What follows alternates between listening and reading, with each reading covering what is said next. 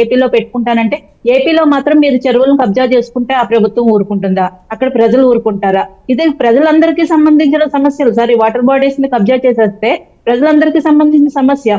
ఇప్పుడు cinema industry కోసం, ఒక వ్యక్తి కోసం, ఒక హీరో కోసమో మనం అక్కడ చంద్రబాబు నాయుడు గారు కానీ, పవన్ కళ్యాణ్ గారు కానీ వాళ్ళకి మీరు ఎక్కడ పడితే అక్కడ కట్టుకోండి, ఎక్కడ పడితే అక్కడ ఆక్రమించండి అని ఎలా వెసులుబాటు ఇస్తారు?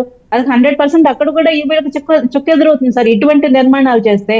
ఇంతకు ముందు బీఆర్ఎస్ గవర్నమెంట్ లో కూడా మరి ఎల్ కన్వెన్షన్ కూల్చడానికి జేసీబీలు కూడా పంపించారు. దాని తర్వాత మరి ఎందుకు వెనక్కి వచ్చేసారో వాళ్ళకి ఏ ఆలోచన పడ్డారో అర్థం కాదు. అలాగే ఇందాక మేడం సుజాత గారు చెప్తున్నారు, వైసీపీ వాళ్ళు చేసినవన్నీ ఎదుటి వాళ్ళకి ఆపాదించడం మొదటి నుంచి అలవాటేనండి. పేక మేడలు కట్టారు, అట్టముక్కలతో కట్టారు, ప్రజావేదిక అంటున్నారు. మరి అదే ప్రజావేదికను మీరు కూల్చకుండా ఇంకొక రకంగా వాడుకోవచ్చు కదా. అది చంద్రబాబు నాయుడు గారు ఆయన తీసేసుకుని ఆయన ప్రాపర్టీ అని చేసేసుకుంటాను అని అనలేదు కదా. అది కూల్చకుండా దాన్ని ప్రభుత్వం